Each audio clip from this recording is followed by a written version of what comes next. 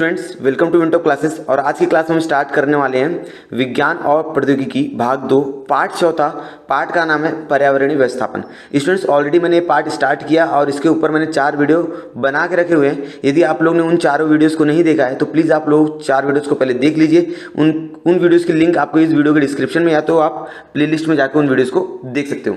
उन वीडियोज़ को देखने से आपको इस पार्ट का बेसिक नॉलेज आपको मालूम पड़ जाएगा, तो आपको ये वीडियो अच्छे से समझ में आ जाएगा। ठीक है, इसके पहले मैंने सारी चीज़ें बता के रखी, जैव विविधताएं, परिसंस्था, पर्यावरण क्या होते हैं, ये सारी चीज़ों के बारे में मैंने ऑलरेडी बता के रखा उन वीडियो में, तो आप लोग उन वीडियोज़ को देख लीजिएगा। ठीक है, तो आज की वीडियो में लोग बात करने वाले हैं जैव विविधताओं के संवेदनशील क्षेत्र, मानव के क्रियाकलापों और पर्यावरण आपदा की वजह से जैव विविधताओं को क्या हुआ है, हानि हुई है, जिसकी वजह से बहुत सारे प्राणी, बहुत सारे वनस्पति आज हमारे पृथ्वी से लुप्त हो चुके हैं या लुप्त होने की कगार पर हैं, या कुछ समय के बाद वो लोग हमारे पृथ्वी पर नहीं रहेंगे। यह किसकी वजह से हुआ है कि मानव के हस्तक्षेप और बदलते प्राकृतिक वातावरण की वजह से ये सारे चीज़ें हुई हैं। तो आज हम लोग ये सारी चीज़ें देखने वाले हैं। खतरों में कौन कौन से देश प्रदेश आए भारत के, कौन कौन से ऐसे प्रदेश है जहाँ की वनस्पतियाँ खतरे में आ गई हैं, और भारत में कौन कौन से ऐसे प्राणी और वनस्पति हैं या कौन सी पक्षी है जो आज लुप्त हो चुकी हैं, जो आज नहीं पाई जाती है, लेकिन हमारे पूर्वज कहते हैं कि ये वनस्पति या ये पक्षी, ये प्राणी पहले थे। तो उसके बाद हम लोग देखेंगे खतरों में अभी कौन कौन सी प्रजातियां हैं, मतलब अभी कौन कौन सी प्रजातियां हैं जिनके ऊपर खतरा है, जिनको हमको बचाना है लुप्त होने से। तो वीडियो को स्टार्ट करने से पहले यदि आप लोग ने अभी तक चैनल को सब्सक्राइब नहीं किया है तो प्लीज़ सब्सक्राइब द चैनल, क्योंकि इस तरह की आपको अच्छी अच्छी वीडियो इस चैनल पर मिलती रहेंगी। तो चलिए हम लोग वीडियो को स्टार्ट कर लेते हैं। तो स्टूडेंट्स, पहला टॉपिक हमारा है जैव विविधताओं के संवेदनशील क्षेत्र, मतलब कौन कौन से ऐसे क्षेत्र हैं जो जैव विविधताओं के लिए क्या है, संवेदनशील क्षेत्र हैं। ठीक है, तो चलिए पढ़ लेते हैं, एक के बाद एक मैं पढ़ के समझाता हूँ, पॉइंट्स आपको सारी चीजें समझ में आ जाएंगी। विश्व में जैव विविधताओं के संवेदनशील क्षेत्र 34 ऐसे स्थान अभिलिखित किया गया है, मतलब 34 स्थानों को क्या किया गया है, संवेदनशील क्षेत्र घोषित कर दिया गया है, ताकि वहां पर कोई भी इंसान न जा सके और वहाँ पर किसी प्रकार का हस्तक्षेप ना हो, मानव का किसी प्रकार का हस्तक्षेप ना हो, ताकि वे जो प्रजाति हैं, वे जो वनस्पति और जो प्राणी है, उनकी संख्या बनी रहे। स्टूडेंट्स, जरूरी क्या उनकी संख्या को बना के रखना, क्योंकि पर्यावरण के यदि संतुलन को बचा कर रखना है तो उनकी संख्या का बचा के रखना बहुत ज़्यादा जरूरी है, क्योंकि वो भक्षक का काम करते हैं, वे अपने छोटे भक्ष को खाते ताकि उनके अंदर भक्ष और भक्षकों की संख्या में नियंत्रण हो सके। यही कारण है कि जो भी प्राणी या जो भी वनस्पतियाँ लुप्त हो रही उनको बचाया जाए, ताकि हमारे पर्यावरण का संतुलन बना रहे। ठीक है, पर्यावरण संतुलन बिगड़ना नहीं चाहिए, इसलिए उनको बचा कर रखना बहुत ज्यादा जरूरी है। ठीक है स्टूडेंट, तो 34 ऐसे स्थान है जिनको आज संवेदनशील क्षेत्र के रूप में घोषित किया गया पूरे विश्व के अंदर। इन क्षेत्रों द्वारा एक समय पृथ्वी का 15.5% इतना भाग व्याप्त था। एक टाइम था कि संवेदनशील क्षेत्रों में कुल पृथ्वी का, अगर पृथ्वी से मतलब 100% हिस्सा, तो उसका 15.7% हिस्सा जो था वो किससे था, जैव विविधता से व्याप्त था। लेकिन आज वह घटकर आज करीब ये 15.7 जो है, 15.7 जो है, इसका 86% जो हिस्सा है, 86% जो हिस्सा है वह कम हो गया, नष्ट हो गया। मतलब 15.7 का 86% आप निकालोगे तो इसका इतना हिस्सा क्या हो गया, नष्ट हो चुका है। समझ में आ रहा है? जो पहले 15.7 था पूरे पृथ्वी पर जितना भी भूभाग है उसमें 15.7 पर क्या था, ऐसे जैव विविधता वाले संवेदनशील क्षेत्र थे, लेकिन आज उसका 86% क्षेत्र क्या हो गया, नष्ट हो चुका है। किसकी वजह से, मानव की क्रियाकलाप की वजह से, या तो बोल सकते हो प्राकृतिक आपदाओं की वजह से ये काम हुए हैं। फिलहाल केवल 2.3% पृथ्वी के विपृष्ठ पर संवेदनशील क्षेत्र अखंड शेष बचे हैं। जो पहले 15% था वो आज कितना प्रतिशत बचा हुआ है, 2.3। जो पहले 15.7% भाग इतना संवेदनशील क्षेत्र के लिए था, आज वह कम होकर 86% उसका कम होकर आज वह 2.3% इतना संवेदनशील क्षेत्र बचा हुआ है। ठीक है, और इनको बचा के रखना है आगे। इसमें 1,50,000 वनस्पति प्रजातियां समाविष्ट है। इसके अंदर 1,50,000 वनस्पति प्रजातियां हैं, कुल वैश्विक का 50%।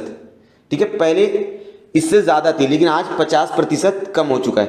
भारत का विचार करने पर प्राणियों में 135 प्रजातियों में से करीब 85% प्रजातियां ईशान्य प्रदेशों में जंगलों में दिखाई देती। ईशान्य प्रदेशों जंगलों में मतलब जहां पर दूसरे कोई प्रजाति ना पाई जाए, खाली सिर्फ वही लोग पाए जाते हैं, और वे प्रजाति विश्व के दूसरे कोने पर नहीं पाई जाएंगी। वे प्रजातियां सिर्फ भारत में पाई जाएंगी। वैसे प्रदेशों को कहा जाता है ईशान्य प्रदेश। समझ आ रहा है? मतलब प्रजाति जो है वो सिर्फ भारत में पाई जाएगी। आगे देखते हैं, पश्चिमी घाट में 15,000 से अधिक प्रदेशनिष्ठ वनस्पति। प्रदेशनिष्ठ वनस्पति का मतलब होता है स्टूडेंट्स, वे वनस्पतियां सिर्फ उसी प्रदेश में पाई जाएंगी। ठीक है, जैसे बात करें सेब का पेड़, सेब जो होता है एप्पल, उसकी जो वनस्पति होती है वो सिर्फ ठंडे इलाकों में, मतलब आप बोल सकते हो जम्मू और कश्मीर में, शिमला में, यहाँ पर पाए जाएंगे। लेकिन अगर बात करें राजस्थान और यूपी बिहार तो यहाँ पर नहीं पाया जाएगा। ठीक है, वो प्रदेशनिष्ठ वनस्पति है, सिर्फ उसी प्रदेश में पाई जाएंगी। दूसरे प्रदेश में जाओगे तो उस वनस्पति को आप लोग नहीं देखोगे। संसार में कुल वनस्पति प्रजातियां लगभग 50,000 करीब प्रजातियां प्रदेशनिष्ठ है, मतलब 50,000 वनस्पतियां हैं सिर्फ जो उसी प्रदेश में पाई जाती है और कई इलाकों में नहीं पाई जाती है। इतना समझ में आ रहा है स्टूडेंट्स? तो चलिए आप लोग देख लेते हैं भारत में कौन कौन से इलाके हैं जो संवेदनशील क्षेत्र में आते हैं। यहाँ पर देख सकते हो बायोडाइवर्सिटी इन इंडिया, मतलब संवेदनशील क्षेत्र भारत के अंदर कहां पर, जैव विविधता वाले क्षेत्र कहां पर है। तो यदि आप लोग देखोगे ये चिलिका दिख रहा है। ठीक है, यहां पर गुजरात की तरफ हिमालय, इस तरफ ये क्या संवेदनशील क्षेत्र है। ठीक है, वेस्टर्न घाट यहां पर, ठीक है, डेजर्ट एरिया ये यहाँ पर। तो ये जो इलाके हैं ये संवेदनशील क्षेत्र में, जैव विविधता वाले क्षेत्र है। यहाँ पर वनस्पति और प्राणियों की संख्या बहुत ज्यादा मात्रा में पाई जाती है। और यहाँ पर सुंदरबन, आपको सुंदरबन के बारे में मालूम होगा। ठीक है, पश्चिम बंगाल के नीचे है। ठीक है, पश्चिम बंगाल और बांग्लादेश के बीच में आता है, जहाँ पर त्रिभुज प्रदेश का निर्माण होता है, भूगोल में आपने पढ़ा होगा। तो सुंदरबन हो गया। फिर यहाँ पर आप लोग बोल सकते हो पश्चिमी घाट हो गया। ठीक है, फिर यहाँ पर राजस्थान का इलाका, राजस्थान आप लोग बोल सकते हो कि भाई डेजर्ट एरिया, डेजर्ट क्योंकि रेगिस्तान वाला इलाका है। फिर यहाँ पर आप बोल सकते हिमालय। तो ये जो 4 इलाके हैं, ये 4 इलाके भारत में संवेदनशील क्षेत्र जैव विविधता के रूप में जाने जाते हैं। ठीक है, यहीं पर आपको ज्यादा प्राणियों की संख्या और वनस्पतियों की विविधता यहाँ पर आपको ज्यादा दिखाई देंगी। तो चलिए अब आगे देखते हैं। तो स्टूडेंट्स अगला टॉपिक, खतरे में आने वाले संबंध में देश के 3 विरासत स्थल कौन से हैं, मतलब देश के कौन से 3 स्थल हैं जो खतरे में हैं। देश का कौन सा 3 स्थल है, 3 जगह ऐसी कौन सी है जो अभी खतरे में है, जहां की प्राणियों की संख्या कम होती जा रही है। तो हम लोग बात करें तो पहला स्थल है पश्चिमी घाट। मैंने ऊपर भारत के मैप में बताया पश्चिमी घाट, ये स्थल बहुत खतरे में पड़ा हुआ है। ठीक है, जैसे वहां पर कौन कौन से राज्य आते हैं, गुजरात हो गया, महाराष्ट्र हो गया, गोवा, कर्नाटक, तमिलनाडु, केरल, ये जो 5 राज्य हैं, इन 5 राज्य का समावेश पश्चिमी घाट में होता है। तो यहाँ पर ये जो जगह है ये अभी खतरे में। क्यों खतरे में? क्योंकि वहां पर खनिज उद्योग, प्राकृतिक गैस, ये सारी चीजें निकाली जा रही है। तो इनका ज्यादा निकालने की वजह से, इनकी उपयोग ज्यादा होने की वजह से वहां पर जो रहने वाले प्राणी उनको क्या किया जा रहा है, मारा जा रहा है, या उनकी प्रजातियों की संख्या क्या हो रही है, कम हो रही है। खोज के लिए शुरू किए गए कामों के कारण खतरों में आ गए हैं, जैसे एशियाई सिंह और जंगली भैंस, जो पश्चिमी घाट में सबसे पहले बहुत ज्यादा पाए जाते थे। एशियाई सिंह और जंगली भैंस ये पश्चिमी घाटों में पहले बहुत पाए जाते हैं, लेकिन आज इनकी संख्या क्या हो रही है, कम हो रही है। उसका कारण आपको याद रखना पड़ेगा, खनिज उद्योग, खनिज खनन करना और प्राकृतिक गैस निकालने के उद्देश्य से वहां पर इनकी संख्या में कमी आ रही है। यहाँ पर आप लोग देख सकते हो एशियाई सिंह है और ये जंगली भैंस है। ठीक है, आप लोग के लिए यहाँ पर मैंने डायग्राम आकृति रखा हुआ है ताकि आप लोग देख सको। समझ में आ गए स्टूडेंट्स? तो चलिए अब दूसरा स्थान देख लेते हैं। तो 3 विरासत देखनी, पहला हमने पश्चिमी घाट देख लिया, दूसरी विरासत देखते हैं कहां पर खतरे में है। अगला संवेदनशील भारत का क्षेत्र है आसाम का मानस अभयारण्य। ये बहुत फेमस अभयारण्य है, आसाम में बहुत बड़ा अभयारण्य मानस अभयारण्य। बांध एवं पानी के बेशुमार उपयोग से वहां पर बांध बनाई जा रही है। आपको मालूम, बांध बनाने के लिए क्या करना पड़ता है कि वहां के बहुत बड़े बड़े गांव को विस्थापित कर देना पड़ता है, वहां के लोगों को विस्थापित करना पड़ता है, एक जगह दूसरी जगह डालना पड़ता है। यदि बांध वहां का टूट गया तो वहां का जो पानी रहेगा वहां के स्थित जंगलों में चला जाएगा और वहां की जंगल परिसंस्था नष्ट हो जाएगी। इसके बारे में मैंने ऑलरेडी पहले बताया हुआ है। बांध बनाना, पानी के बेशुमार उपयोग करने के कारण यहाँ पर क्या हो रहा है, उनका ह्रास हो रहा है। वहां बाघ, सींगे वाले गेंडा, एक सींगा वाला गेंडा और बाघ, इनकी संख्या खतरे में पड़ रही है। कहां पर बात कर रहा हूं मैं? आसाम की बात कर रहा हूं। कहा कि आसाम की, आसाम में जो बाघ है, ये 2 बाघ यहाँ पर दिख रहा होगा, बाघ और एक सिंगा वाला गेंडा, इनकी जो संख्या बहुत कम हो रही है। एक सिंगा वाला गेंडा सबसे ज्यादा आसाम में पाया जाता है, लेकिन आज इनकी संख्या कम हो रही है क्योंकि वहां पर बांध बनाए जा रहे हैं और पानी का बेशुमार उपयोग करने से इनकी संख्या भी खतरे में पड़ी हुई है। अब देख लीजिए पश्चिम बंगाल का सुंदरबन। ठीक है, यह बाघों के लिए आरक्षित है। पश्चिम बंगाल में जो सुंदरबन है वो बाघ के लिए क्या आरक्षित है, वहां पर बाघों के लिए, मतलब वहां पर कोई प्राणी नहीं, कोई इंसान जाके कुछ दुर्व्यवहार नहीं कर सकता उनके साथ, उनका शिकार नहीं किया जा सकता। परंतु बांधों और पेड़ों की कटाई के अतिरिक्त मच्छी मारी, इनके लिए खोदे गए चर खुदाई करने के लिए कारण यहाँ बाघों और पर्यावरण में चुनौती खड़ी हुई है। यहाँ बाघों के लिए क्या हो रही है, चुनौती खड़ी हुई, उनकी संख्या धीरे धीरे क्या हो रही है, कम हो रही है। लेकिन सरकार ने उसको आरक्षित घोषित कर दिया है सुंदरबन को। वहाँ पर कोई इंसान नहीं जा सकता, बिना सरकार के परमिशन वहाँ पर कोई भी क्रियाकलाप किसी इंसान द्वारा नहीं किया जा सकता। ठीक है स्टूडेंट्स, तो 3 स्थान आपको समझ गए। पहला है पश्चिमी घाट, दूसरा आसाम, पहला आपको समझा पश्चिमी घाट, दूसरा आपको समझा आसाम, तीसरा आपको समझा पश्चिम बंगाल। ये जो भारत 3 विरासत है, यहाँ पर प्राणियों की संख्या में क्या हो रही है, कमी आ रही है और बहुत बड़ी संकट की सामना करना पड़ रहा है। ठीक है, तो चलिए अब आगे देख लेते हैं। तो स्टूडेंट्स यहाँ पर एक क्वेश्चन पूछा है, भारत में लुप्त हुए प्राणियों और पक्षियों के नाम बताइए। मतलब ऐसे प्राणी और पक्षी जो पहले भारत में पाए जाते थे लेकिन आज क्या हो गए, लुप्त हो गए हैं। ठीक है, उनके नाम आपको बताने हैं। ठीक है, प्राणी में अगर देखा जाए तो पहला एशियाई चीता, जो पहले भारत में होता था लेकिन आज लुप्त हो चुका है, आज नहीं मिलेगा आपको। तो देख सकते हो यहाँ पर एशियाई चीता। ठीक है, फिर उड़ने वाली गिलहरी, ये उड़ने वाली गिलहरी है, गिलहरी ये उड़ती थी लेकिन आज इस तरह की गिलहरी नहीं पाई जाती है। कहीं पर इक्का दुक्का मिल जाता तो दिख जाती है, लेकिन आज ये लुप्त हो चुकी है पूरी तरह से, आपको देखने को नहीं मिलेगा। भेड़िया, भेड़िया तो आपने सुना होगा, लेकिन पहले हिमालयन भेड़िया भी होता था, हिमालय में रहने वाला भेड़िया, वो आज नहीं है, लुप्त हो चुका है। एलवीरा चूहा देख लीजिए, एलवीरा चूहा, ये चूहे से बहुत ज़्यादा बड़ा होता था एलवीरा चूहा। ठीक है, आज इनकी संख्या कम हो गई है। जेनेकिंसन सचुंदर देख सकते हो यहाँ पर, जेनेकिंसन सचुंदर, ये पहले पेड़ों पे रहते थे सचुंदर। ठीक है ना, अभी आप सचुंदर देखते होंगे जमीन पर, लेकिन ये सचुंदर पेड़ों पे पाए जाते थे। अंडमान सचुंदर देख लो, अंडमान सचुंदर। निकोबार का सचुंदर देख लो, ये निकोबार सचुंदर की जो चोंच थी, वो चोंच हाथी का चोंच कैसा रहता है, हाथी का सूंड उस तरह से। ठीक है, और इसके बाद अगर हम लोग पक्षी की बात करें, गुलाबी सिर वाले बत्तख, पहले बत्तख होता था, उसका सिर कैसा था, गुलाबी कलर का था, लेकिन आज इस तरह के बत्तख नहीं पाए जाते। ये जो प्राणी और पक्षी के नाम मैंने बताए हैं, पक्षी तो यहाँ पर एक ही है लेकिन और भी हो सकती हैं, आप लोग इंटरनेट से सर्च कर सकते हो। तो यहाँ पर गुलाबी सिर वाला बत्तख आप लोगों ने देखा। तो ये जो प्राणी और वनस्पति हैं, ये आज क्या हो गए, भारत से लुप्त हो चुके हैं। और ये यहाँ पर जो गिलहरी है, उड़ने वाली गिलहरी, ये कहीं पर अभी भी इक्का दुक्का पाई जाती है, कहीं कहीं। अभी न्यूज़ आता है, 1-2 साल पहले न्यूज़ आया था कि महाराष्ट्र कोई इलाके में ये पाया गया था। ठीक है, तो चलिए अब आगे देखते हैं। खतरे में, संकट में आई प्रजातियों का वर्गीकरण, हमको ऐसी प्रजातियों का वर्गीकरण करना है जो अभी क्या हो गई, संकट में आ गई है। ठीक है, तो 4 तरह से इसका वर्गीकरण किया गया स्टूडेंट्स, एक के बाद एक मैं समझाते जाऊंगा। पहला संकट ग्रस्त प्रजाति पढ़ना है, उसके बाद दुर्लभ प्रजाति पढ़नी है, उसके बाद संवेदनशील प्रजाति पढ़नी है, और उसके बाद अनिश्चित प्रजातियों के बारे में पढ़ना है। तो 4 तरह से प्रजातियों का वर्गीकरण किया गया है और उन चारों में अलग अलग उदाहरण हम लोग देखने वाले हैं। ठीक है, तो चलिए स्टार्ट कर लेते हैं। संकटग्रस्त प्रजाति, इंडेंजर्ड स्पीसीज, मतलब ऐसी प्रजातियां जो अभी बहुत कम हो चुकी है, जो संकट में, जो ऐसा लगता है कि आने वाले 50 साल 100 साल में क्या हो जाएंगे, पूरी तरह से लुप्त हो जाएंगे, दिखेंगे नहीं पृथ्वी पर। इन प्रजातियों की संख्या में बहुत ही कम प्रमाण में शेष दिखाई दे रहे हैं। मतलब ये जो प्राणी है, ये जो प्रजाति हैं, ये आज बहुत कम मात्रा में है। ठीक है, या उनका अधिवास इतना संकुचित हो गया, इनके जो रहने का स्थान था वो बहुत कम हो गया है, जंगल की कटाई करने से या जो भी कारण हो सकते हैं। उपाय योजना न करने पर आने वाले समय में इनकी प्रजातियां नष्ट हो जाएगी। यदि इसके ऊपर कोई भी उपाय योजना नहीं की गई सरकार द्वारा, तो आने वाले कुछ समय के बाद हम इन प्रजातियों को नहीं दिख पाएंगे और इन प्रजातियों को लुप्त प्रजातियों में शामिल कर दिया जाएगा, क्योंकि ये प्रजाति हम लोग देखेंगे नहीं तो ये क्या हो जाएंगे, लुप्त हो जाएंगे। जैसे लायन टेल्ड बंदर, ये जो बंदर था ये लॉयन जैसा, मतलब लॉयन को देखा होगा आपने, आगे क्या होता है, बड़े बड़े बाल होते हैं। तो इसी तरह ये बंदर भी है जो लॉयन टेल्ड, मतलब लॉयन के जैसा आगे बाल रहेगा। ठीक है, बहुत बड़े बड़े बाल रहेंगे लॉयन जैसा, लेकिन वो क्या रहेगा, बंदर रहेगा। तणमोर देख सकते हो, ये बत्तख और बोल सकते हैं मोर, इनके जैसा दिखता है, थोड़ा बत्तख जैसा, थोड़ा मोर जैसा। ठीक है, तणमोर, ये महाराष्ट्र में पाए जाते हैं। ठीक है, तो चलिए अब आगे देख लेते हैं। कई प्रजाति स्टूडेंट, दुर्लभ प्रजाति, दुर्लभ प्रजाति मतलब इनकी संख्या बहुत कम है और ये बहुत रेयर ही पाए जाते हैं। ठीक है, कहीं कहीं पाए जाएंगे, ज्यादा जगह मिलते ही नहीं है लोग। इन प्रजातियों की संख्या बहुत ही कम है, ना के बराबर बोल सकते हो, इक्का दुक्का मिलेंगे कहीं।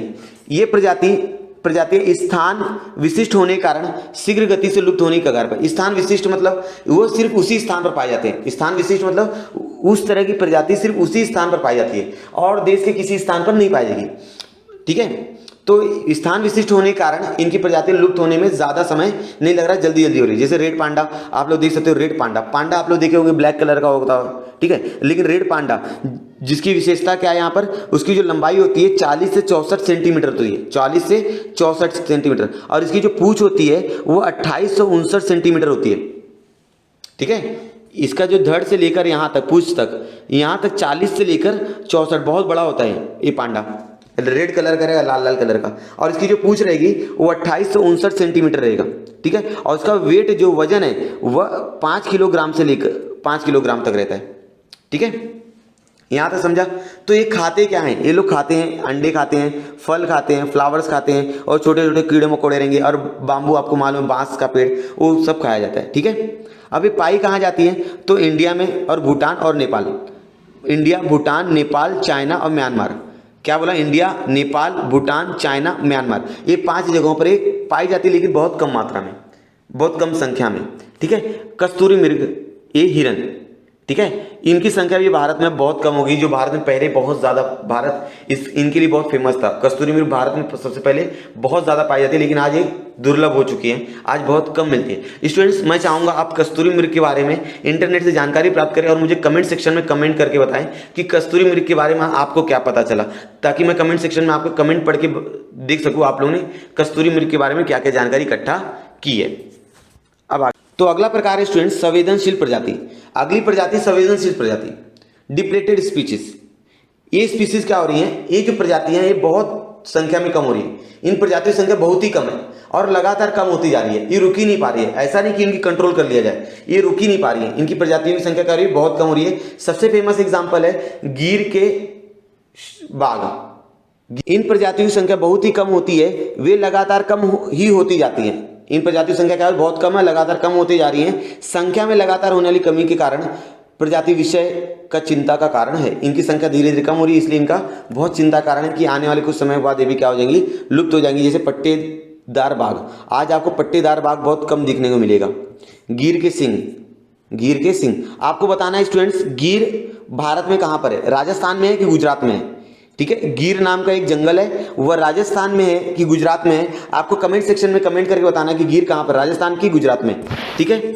चलिए अब आगे देखते हैं। अगला है अनिश्चित प्रजाति। अनिश्चित प्रजाति मतलब ऐसी प्रजाति है जो निश्चित नहीं है कि नहीं है।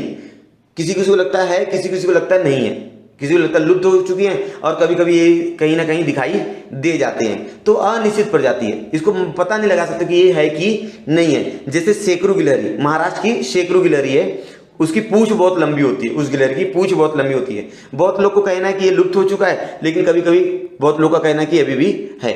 ये प्रजाति धोखे में ऐसा आभास होता है, परंतु इसके व्यवहार में कुछ आदतों में डरपोक होना मतलब ये डर के रहते हैं या पर्यावरण में अपने आप को फिट नहीं कर पा रहे हैं। इस प्रकार की प्रजाति संदर्भ में ऐसी कोई विशिष्ट ठोस और जानकारी नहीं है, कोई विशिष्ट ठोस और जानकारी इनके बारे में नहीं है। जैसे शेकरू गिलहरी, इनके बारे में कोई विशिष्ट जानकारी नहीं है अभी तक कि ये लोग लुप्त हो चुके हैं कि अभी तक ये लोग हैं। शेकरू गिलहरी का आप लोग देख सकते हो, ठीक है। तो चलिए अब आगे बढ़ते हैं। तो स्टूडेंट्स, आप लोग यहाँ पर याद रखना है 22 मई विश्व जैव विविधता दिवस के रूप में मनाया जाता है, ठीक है। दिन विशेष 22 मई विश्व जैव विविधता के दिवस के रूप में मनाया जाता है। और इस दिवस को हमको मनाने के लिए हमको क्या करना चाहिए? हमारे देश में जितने भी प्राणी हैं जो लुप्त होने वाले हैं या उनकी संख्या को अगर बचा के आप लोग रख सकते हो तो उनकी संख्या की हिफाजत कीजिए। कहीं जाइए तो उनको नष्ट करना है, किसी जंगल में किसी प्रकार की हानि ना पहुंचाना चाहिए हमको, ठीक है। समझ में आ गया? तो चलिए अब आगे देखते हैं। अंतर्राष्ट्रीय प्राकृतिक संवर्धन संगठन, अंतर्राष्ट्रीय प्राकृतिक संवर्धन संगठन IUCN, international union for conservation of nature, ये संगठन क्या करती है? हर साल लिस्ट तैयार करती है, एक सूची तैयार करती है। उस सूची के माध्यम से बताती है कि कौन सी प्रजाति नष्ट होने वाली है, कौन सी प्रजाति नष्ट हो चुकी है, ठीक है। ये जो संस्था है ये प्रजातियों मतलब जैव विविधता जो है उनके ऊपर खोज करके लिस्ट तैयार करती है। तो इनकी सूची है गुलाबी रंग। अगर गुलाबी रंग है मतलब कि वो प्रजातियां क्या है? पीड़ित है। मतलब अगर जिन प्रजातियों के आगे गुलाबी रंग कलर है मतलब वो प्रजाति क्या हो रही है? लुप्त होने वाली है, ठीक है। पीड़ित प्रजाति मतलब वो लुप्त होने वाली है, उनके ऊपर खतरा है। अगर हरे रंग के पृष्ठ हरे रंग का रहेगा तो मतलब वे प्रजातियां पहले खतरे में थी लेकिन अभी क्या हो गई? खतरे से मुक्त हो गई है। गुलाबी रंग का क्या मतलब हो जाएगा? कि वो प्रजाति अगर किसी प्रजाति का नाम लिखा है और उसके आगे गुलाबी रंग है तो मतलब क्या हो जाएगा? कि वो प्रजाति क्या है? पीड़ित है, मतलब वो अभी उनको नुकसान पहुंच रहा है। अगर हरा रंग रहेगा तो मतलब वो प्रजाति पहले पीड़ित थी लेकिन अभी क्या होगी? खतरे से मुक्त हो चुकी है, ठीक है। तो ये था अंतर्राष्ट्रीय प्राकृतिक संवर्धन संगठन। ये हर साल लिस्ट तैयार करती है इसके द्वारा हम लोग को पता चलता है। इसके बारे में और भी जानकारी आप इंटरनेट के माध्यम से प्राप्त कर सकते हो। जैव विविधता संबंधित कुछ नारे लिखे गए हैं, इन नारों को हम लोग पढ़ लेते हैं, समझ लेते हैं और इन नारों का सही मतलब समझना हमको ज़्यादा जरूरी है। पेड़ों का नाश अर्थात सर्वनाश, सही बात है। यदि आपने पेड़ों का नाश किया तो मतलब सर्वनाश, ठीक है, क्योंकि पेड़ों का नाश किया तो कार्बन डाइऑक्साइड का अवशोषण नहीं होगा और पृथ्वी पर कार्बन डाइऑक्साइड ज़्यादा बन जाएगा। कार्बन डाइऑक्साइड ज़्यादा बनने की वजह से हमको ऑक्सीजन की पूर्ति नहीं हो पाएगी, धीरे धीरे प्राणियों का नाश हो जाएगा। रक्षा करने पर्यावरण, चलो करें वनीकरण। यदि आपको पर्यावरण का रक्षा करना है तो सबसे पहले क्या करना पड़ेगा, वनीकरण करना पड़ेगा, वन लगाना पड़ेगा, जंगल लगाने पड़ेंगे। जंगल लगाओगे तो अलग अलग प्रजातियों की जो संख्या रहेगी वो बनी रहेगी। वन श्री धन श्री, मतलब वन श्री धन श्री, वन है तो धन है, ठीक है। पर्यावरण शिक्षा यह मूल्य शिक्षण, पर्यावरण शिक्षा यह महत्वपूर्ण शिक्षण है। पर्यावरण के बारे में आप जान गए तो मतलब सब कुछ जान गए। मतलब यदि पर्यावरण शिक्षा आपको मिल गई तो आप किसी चीज को नुकसान पहुंचाओगे क्या, नहीं पहुंचाओगे, क्योंकि आपको पर्यावरण के संबंधित जानकारी आपको मालूम है, ठीक है। कागज का उपयोग करे कम अर्थात पेड़ की कटाई पर लगाए रहे हमदम, ठीक है। कागज के उपयोग हमको कम करना चाहिए ताकि पेड़ों की कटाई कम हो जाए, और पेड़ों की कटाई कम होगी तो जंगल जैसे हैं वैसे ही बने रहेंगे। अर्थात हमको कागज का उपयोग कम करना चाहिए। हमको यदि हम लोग कागज का उपयोग करते हैं तो हमको दोनों साइड के पेज का इस्तेमाल करना चाहिए। कभी कभी हम लोग देखते हैं ना कि एक ही साइड का पेज का उपयोग करते हैं लेकिन दूसरा साइड ऐसे कोरा छोड़ देते हैं, तो ये क्या कर रहे हो आप लोग, ये कागज का दुरुपयोग कर रहे हो, ठीक है। और कागज कैसे बनते हैं, पेड़ों से बनते हैं, और पेड़ कहाँ, जंगल से आते हैं। पर्यावरण रक्षण को ही आस तो ही होगा मानव का विकास। यदि आपने पर्यावरण का रक्षण किया, अगर पर्यावरण की रक्षा की हो आस, अगर रक्षण करने की आपको आस है तो ही आपका विकास होगा। यदि आपने पर्यावरण का रक्षण नहीं किया तो पर्यावरण का विकास नहीं होगा। अलग अलग बीमारियां, अलग अलग संकट आपके सामने आती रहेंगी, ठीक है। स्वास्थ्य की कुंजी शुद्ध हवा, शुद्ध पानी। यदि आपको स्वस्थ रहना है, यदि आपको स्वस्थ रहना है तो आपकी हवा क्या होनी चाहिए, शुद्ध होनी चाहिए। आपका पानी क्या होना चाहिए, शुद्ध होना चाहिए, ठीक है। समझ में आ गया। ये कुछ नारे थे, इन नारों का हमको प्रॉपर मीनिंग मालूम होना चाहिए, प्रॉपर मतलब मालूम होना चाहिए, और इन नारों का उपयोग हमारे दैनिक जीवन में हमको करना चाहिए, ठीक है स्टूडेंट्स। यहाँ पर स्टूडेंट्स आप लोग की एक क्वेश्चन है, इन क्वेश्चन के उत्तर आपको कमेंट सेक्शन में थोड़ा कमेंट करके लिखना पड़ेगा, ठीक है। आपके हिसाब से क्या लगता है, क्योंकि सबका मत अलग अलग हो सकता है, इसलिए आप अपने अपने मत कमेंट सेक्शन में कमेंट करके बताओगे। वैश्विक वन संपत्ति WWF इस संगठन द्वारा 2008 में एक अहवाल प्रकाशित किया। इसके अनुसार 35 वर्षों में 1975 से लेकर 2005 विश्व के प्राणियों की संख्या 30% नष्ट हो गई। मतलब WWF ने 2008 के एक अहवाल निकाला, उसने बताया कि 35 साल में 1975 से लेकर 2005 तक के समय में 35 वर्षों में 30% प्रजाति क्या हो गई, नष्ट हो गई। यदि इसी प्रकार यदि शुरू रहा तो कल क्या होगा। यदि ये जो प्रजातियां नष्ट हो रही हैं, 35 साल में 30% प्रजातियां नष्ट हो गई है, ऐसा किसका कहना है, WWF का कहना है, ठीक है। तो आने वाले समय में क्या होगा, तो इसके आंसर सबके अलग अलग हो सकते हैं। आप मुझे कमेंट सेक्शन में कमेंट करके बता दीजिएगा कि आपकी क्या राय है। कि वीडियो में इतना ही करते हैं हम लोग, और अगर वीडियो आपको पसंद आया तो वीडियो को लाइक कीजिए, दोस्तों के साथ शेयर कीजिए। यदि आप लोगों ने चैनल को अभी तक सब्सक्राइब नहीं किया तो प्लीज़ चैनल को सब्सक्राइब कर दीजिए, और उसके बाजू में जो बेल आइकन है उसको प्रेस करके ऑल कर दीजिए, ताकि जब भी मैं वीडियो अपलोड करूं तो आपको सबसे पहले नोटिफिकेशन मिल जाए और आप सब वीडियोस अच्छी तरह से देख पाओ। और हम लोग मिलते हैं नेक्स्ट वीडियो में, तब तक के लिए धन्यवाद।